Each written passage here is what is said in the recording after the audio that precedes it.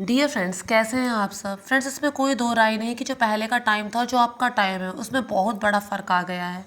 पहले कुछ बातें होती थी जिन्हें माना जाता था, जैसे कि धर्म है, उचित है, अनुचित है, भेदभाव नहीं, समानता का व्यवहार, कुछ गलत करने से भगवान का डर दिमाग में होना। लेकिन आजकल इन सब चीज़ों का कोई महत्व नहीं है। मरने के बाद किसने देखा है किसके साथ क्या होगा। जीते जी बस अपना काम बना लो, बाकी दुनिया चाहे भाड़ में जाए। वैसे ही नीच माँ बाप है, वैसे ही बच्चे पैदा कर रहे हैं कि अपने बच्चे ने कुछ गलत किया तो कोई नहीं, एक दिन की बात है, एडजस्ट कर लो। और दूसरे ने अगर हल्का सा भी गलत कर दिया तो सारी मशीन का ताक दी। तो इस तरह के स्वार्थी माँ बाप हैं, वैसे ही नई नस्लें पैदा हो रही हैं। तो ये जो गोधरा कांड था ना, वो इसी तरह से मानवता का हनन ही तो था। किसी की दुख तकलीफ दर्द से ना लेना ना देना, पूरी तरह से मानवता का नाश जो था वो गोधरा कांड था। इसमें कोई दो राय नहीं कि जो राजनीतिक दल होते हैं वो अपने स्वार्थ के लिए सांप्रदायिक दंगों को बढ़ावा देते हैं, दूसरे की सरकार गिराने के लिए भी ऐसा करते हैं, अपने वोट बैंक को बढ़ाने के लिए भी ऐसा करते हैं। और इसके अलावा अगर इस तरह की कोई घटना अपने आप ही हो जाती है तो उसमें अपना उल्लू किस तरह से सीधा किया जाए, उस चीज़ में पीछे नहीं हटते हैं। तो गोधरा कांड इसका निचोड़ भी था। तो अब हम बात करेंगे कि आखिर में हुआ क्या था उस दिन और कितना समय लगा उस बात को साबित करने में कि ये कोई दुर्घटना नहीं थी, बल्कि ये सोची समझी साजिश थी। तो इस बारे में हम बात करेंगे। फ्रेंड्स, ये बात है साल 2002 की। 2002 में जो फरवरी का महीना था, तारीख थी 27। ये वही मनहूस दिन था जब गुजरात के गोधरा नाम की एक जगह में साबरमती एक्सप्रेस के S6 कोच में आग लगा दी गई। इस कोच में कार सेवक सवार थे जो अयोध्या से आ रहे थे। इस अग्निकांड में 59 लोगों की जलकर मौत हो गई। S6 कोच को इसलिए टारगेट बनाया गया क्योंकि उसमें जो लोग थे वो वही थे जो अयोध्या से पूर्ण आहुति यज्ञ में सम्मिलित होकर वापस आए थे। वो नहीं जानते थे कि यही उनकी सबसे बड़ी गलती है और थोड़ी ही देर में उन लोगों को मार डाला जाएगा। 2.5-3 साल के बच्चे भी थे उसमें, बुजुर्ग भी थे, महिलाएं भी थी, लेकिन किसी को बख्शा नहीं गया था।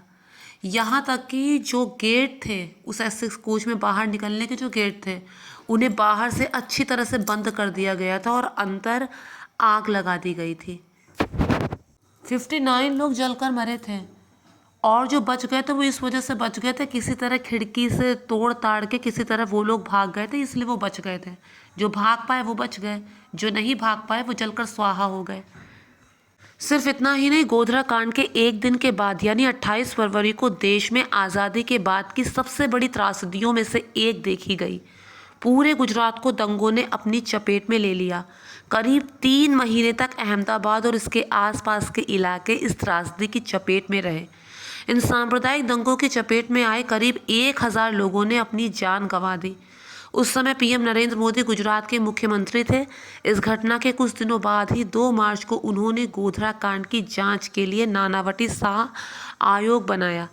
इसमें इससे हाईकोर्ट और सुप्रीम कोर्ट के रिटायर्ड जज केजी शाह और जीटी नानावटी को सदस्य बनाया गया। इसमें जो अपोजिशन पार्टी थी उन्होंने क्या किया था, न्यूज़ चैनल वालों को खरीद लिया था और उन्होंने इसे एक्सीडेंट बताया था। और एक्सीडेंट के कारण भी ऐसे बताए थे कि लोग बीड़ी फूंक रहे थे, इसलिए इतनी भयानक आग लगी। तो ये तो पॉसिबल नहीं था कि सारे के सारे वहाँ बैठ के बीड़ी फूंक रहे हों, क्योंकि एक बीड़ी से तो इतनी आग नहीं लग सकती। कुछ ने ये कारण बताया था कि लोग स्टोव में खाना बनाया, तब ये तो नहीं पॉसिबल था कि इतनी भीड़ में सारी सीटों पे खाना ही बन रहा हो। तो ये भी पॉसिबल नहीं था कि इसकी वजह से इतनी भयानक आग लगी। तो इसके लिए बाद में जो नरेंद्र मोदी थे उन्होंने उन न्यूज़ चैनल वालों को धड़काया भी था इसी बात को लेकर, और उसके बाद इस बात की तह तक जाने का अपनी तरफ से पूरा प्रयास किया था। और बाद में भले ही देर से सही, लेकिन ये सच सामने आया कि ये सोची समझी साजिश थी। एक रात पहले बैठक की गई थी, बाकायदा 70-80 लीटर पेट्रोल मंगवाया गया था और उसके बाद भीड़ इकट्ठी की गई थी और उसमें उस कोच में आग लगा दी गई थी। दरवाजे बाहर से बंद कर दिए गए थे। छोटे छोटे 2-2.5 साल के बच्चे तक उस आग में जलकर राख हो गए, जिनका लोग नाम तक नहीं जानते थे। 2008 में रिपोर्ट का पहला हिस्सा पेश किया गया जिसमें इस कांड को एक सोची समझी साजिश बताया गया और तत्कालीन सीएम मोदी और मंत्रियों समेत कई सीनियर ऑफिसर्स को क्लीन चिट दी गई, क्योंकि कुछ अपोजिशन वालों ने मोदी को ही इसमें निशाना बनाया कि इसी ने किया है, जबकि ऐसा नहीं था। इस आयोग में के एक सदस्य जज केजी शाह के 2009 में निधन के बाद उनकी जगह गुजरात हाईकोर्ट के रिटायर्ड जज जस्टिस अक्षय मेहता को सदस्य बनाया गया और इस आयोग का नाम नानावटी शाह आयोग से बदलकर नानावटी मेहता आयोग कर दिया गया। इस आयोग ने उसके 10 साल बाद 2019 में अपनी रिपोर्ट का दूसरा हिस्सा पेश किया।